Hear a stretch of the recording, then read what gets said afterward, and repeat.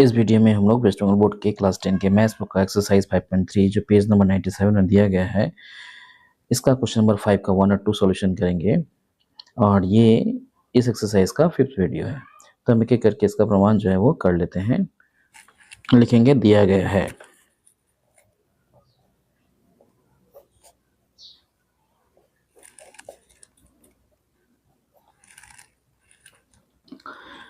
क्या दिया गया है? ए बी सी डी क्रमिक समानुपाती है, इसलिए हम इसे लिख पाएंगे A by B equals to B by C equals to C by D. तो हम इस तरह से अनुपात में लिख सकते हैं। जब भी क्रमिक समानुपात के बारे में कहा जाए तो हमें ए बाई बी लिखना होगा और ये जहाँ पे ख़त्म हो वहीं से शुरू करना है, यानी A by B equals to B by C equals to C by D. और इसे हम मान लेंगे के क्या है? के एक अशून्य स्थिरांक है, यहाँ लिखेंगे माना। और के क्या है? के एक अशून्य स्थिरांक है। के एक अशून्य स्थिरांक है।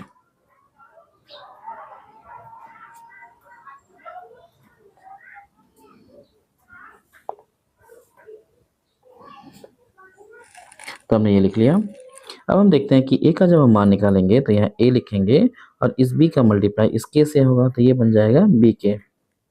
काफ़ी ध्यान से करना है ये वाला लाइन। फिर बी का जब हम मान निकालेंगे तो बी का मान निकालते समय ये बन जाएगा सी इंटू के, यानी बन गया सी के। और जब हम सी का मान निकालेंगे तो सी का मान आ जाएगा डी इंटू के, यानी बन गया डी के। अब ध्यान देने वाला बात यहाँ पे ये है कि ए का मान क्या आया? बी के आया, जबकि बी का मान यहाँ पर सी के है। तो हम क्या करेंगे, इस बी की जगह पे ये जो बी का मान आया है सी के, इसे बैठा देंगे। तो यहाँ पे पहले हम इक्वल लगाते हैं, ये क्या है? बी है, और बी का मान क्या आया है? सी के, तो हम यहाँ पे बैठा देंगे सी के। तो इस बी की जगह पे हमें बैठाना होगा सी के, क्योंकि बी का मान क्या है? सी के। तो हमने यहाँ पे बी की जगह पे लिख दिया सी के, और साथ में क्या है? के है, तो यहाँ पे हम के लिखेंगे और ये बन जाएगा सी के स्क्वायर। फिर से बोल रहे हैं, ए का मान क्या है? बी के, और बी का मान क्या है? सी के, इसलिए इस बी के प्लेस में हम बैठाएंगे सी के, यानी इस बी के प्लेस में हमने यहाँ पर लिखा सी के, और साथ में कौन है? के, इसलिए ये सी और के मल्टीप्लाई होकर के स्क्वायर बन गया। अब हमें एक बात और ध्यान देना है कि ये जो सी है ना, इस सी का मान भी यहाँ पर डी के है, तो इस सी के जगह पे हम क्या बैठा देंगे? डी के बैठाएंगे। तो एक बार हमें फिर से इस सी के जगह पे डी के बैठाना है, और के स्क्वायर तो पहले से ही है, इसलिए ये बन गया डी के का क्यूब, यानी के तीन एक ठो और ये दो ठो, तीन ठो हो गया, डी एक ठो है, तो लिखेंगे डी के का क्यूब। तो इस तरह से ए का मान आ गया डी के का क्यूब, और बी का मान आया है सी के। तो फिर से हम इसको भी थोड़ा सा सिंप्लीफिकेशन कर लेते हैं, क्योंकि बी का मान आया है सी के, जबकि सी का मान कितना है? डी के। तो इस सी के जगह पे हम बैठा देंगे डी के। तो ये सी के जगह पे हमने बैठाया डी के, और पहले से के मौजूद है, इसलिए ये बन गया डी और के का स्क्वायर। दूसरी बात, सी का जो मान है उसे हम डी के ही रख देंगे, तो सी का मान क्या रहेगा? डी के। तो ए का मान बन गया डी के क्यूब, बी का मान बन गया डी के स्क्वायर, और सी का मान बन गया डी के। यानी जहाँ पे भी हमें ए दिखेगा हम उसकी जगह पे क्या बैठाएंगे? डी के क्यूब बैठाएंगे, जहाँ पे बी दिखेगा उसकी जगह में हम डी के स्क्वायर बैठाएंगे, और जहाँ पे सी दिखेगा उसकी जगह पे हम डी के बैठाएंगे। तो ये मान बैठाने के बाद हम क्वेश्चन नंबर 1 और क्वेश्चन नंबर 2 का जो प्रमाण है उसे पूरा करेंगे। तो पहले हम क्वेश्चन नंबर 1 का प्रमाण पूरा कर लेते हैं। यहाँ पे हमने क्वेश्चन नंबर 1 को लिख लिया है। अब हम इसका LHS को लिखेंगे। तो LHS क्या दिया गया है? LHS दिया गया है A square plus B square plus C square, और साथ में B square plus D square plus C square plus D square.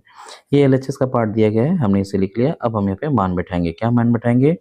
ए के जगह पे हम बैठाएंगे डी के क्यूब, बी के जगह पे डी के स्क्वायर, और सी के जगह में डी के।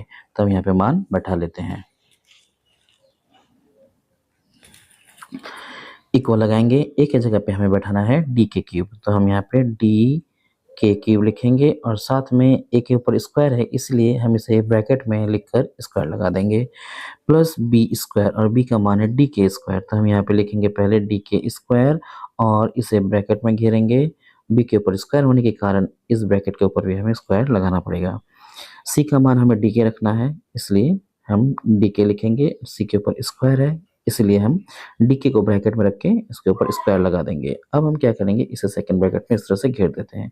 अब दोबारा फिर से एक सेकंड ब्रैकेट स्टार्ट करते हैं और इसमें हम मान बैठाएंगे। बी का मान क्या है? बी का मान है डी के स्क्वायर, तो यहाँ पे हम लिखेंगे डी के स्क्वायर, और इसके ऊपर भी स्क्वायर बैठा देंगे। सी का मान क्या है, सी का मान डी के है, तो हम डी के लिखेंगे और इसके ऊपर भी स्क्वायर बैठा देंगे।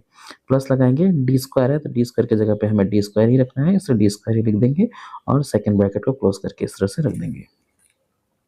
सिंप्लीफिकेशन करेंगे हम लोग, डी के क्यूब का स्क्वायर है यानी हमें डी के ऊपर स्क्वायर लगाना पड़ेगा और के का जो पावर है वो 3 टू द 6 बन जाएगा। प्लस यहाँ पे डी का स्क्वायर बनेगा और के का पावर 2 टू द 4 बन जाएगा।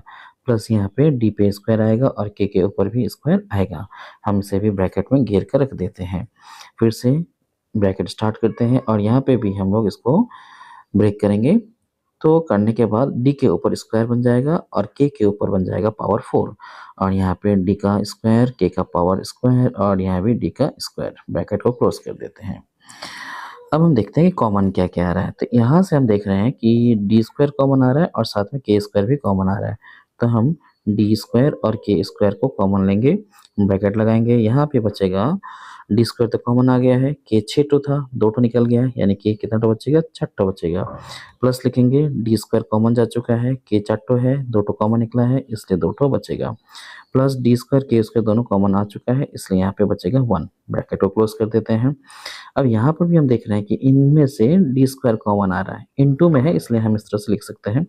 तो डी स्क्वायर कॉमन लेंगे, डी स्क्वायर कॉमन लेने के बाद यहाँ बचेगा के का पावर 4 प्लस यहाँ बचेगा के का स्क्वायर प्लस यहाँ बचेगा 1 क्योंकि डी स्क्वायर कॉमन आ चुका है तो यहाँ पे हमने 1 लिख दिया, ब्रैकेट को क्लोज कर दिया। सब इंटू में है, ध्यान रखना है हमें। तो ये डी स्क्वायर और ये डी स्क्वायर, ये बन गया डी का पावर 4 और यहाँ पे है के स्क्वायर तो हम इसे के स्क्वायर लिख देंगे। ब्रैकेट में यहाँ पे के का पावर 4 प्लस के स्क्वायर प्लस 1, ये भी के का पावर 4 प्लस के स्क्वायर प्लस 1। तो हम चाहे तो इसे होल स्क्वायर में भी लिख सकते हैं या फिर इसे ब्रैकेट में ही 2 बार लिख के रख सकते हैं। तो ब्रैकेट में ही रख देते हैं 2 बार लिखकर। तो हम लिखेंगे के का पावर 4 के स्क्वायर प्लस 1 और यहाँ पे लिख देंगे के का पावर 4 प्लस के स्क्वायर प्लस 1। यानी ये जो LHS है ये LHS का सिंप्लीफाइड फॉर्म आ गया। अब हम लोग RHS को भी सिंप्लीफाई कर लेते हैं इसी तरह से। यहाँ पे हमने RHS को लिख लिया जो दिया गया है AB plus BC plus CD का होल स्क्वायर। यहाँ पे भी हमें मान बैठाना है, A का मान क्या बैठाना है, A का मान हमें बैठाना है D के क्यूब। तो हम यहाँ पे लिखेंगे D के क्यूब और साथ में B है, B का मान है D के स्क्वायर तो हम यहाँ बैठा देंगे D के स्क्वायर, प्लस की जगह में प्लस लिखेंगे।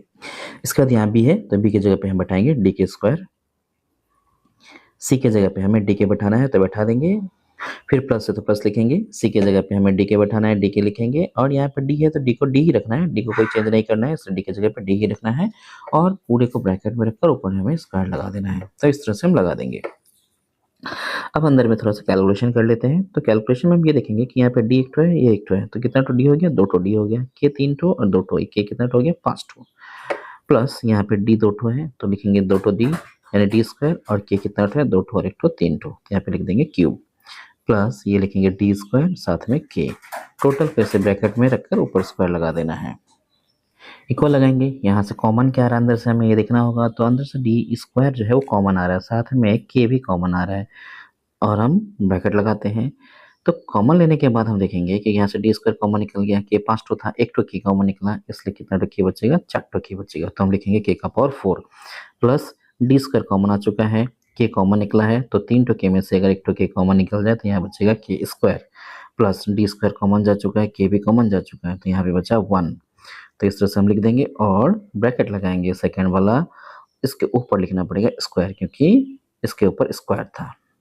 अब हम ये स्क्वायर जो है इन सबको देंगे। तो डी को अगर हम स्क्वायर देते हैं तो ये बन जाएगा डी का पावर 4, के को देते हैं स्क्वायर तो ये बन जाएगा के का स्क्वायर और इस ब्रैकेट को पूरे को एक साथ देना पड़ेगा इसलिए हमें लिखना होगा के का पावर 4 प्लस के स्क्वायर प्लस 1, ऐसे ब्रैकेट देके इसके ऊपर लिखेंगे स्क्वायर और ये स्क्वायर दिया गया है इसका मतलब हमें इससे कितनी बार लिखना होगा, 2 बार लिखना होगा। तो ये के का पावर 4 प्लस के स्क्वायर प्लस 1 इस एक्सप्रेशन को हम 2 बार लिखेंगे यानी के का पावर 4 प्लस के स्क्वायर प्लस 1 एक बार फिर से लिख दिए।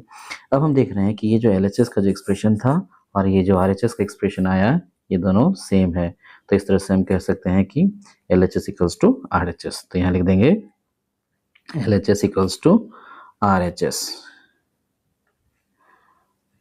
और यही हो गया प्रूव्ड।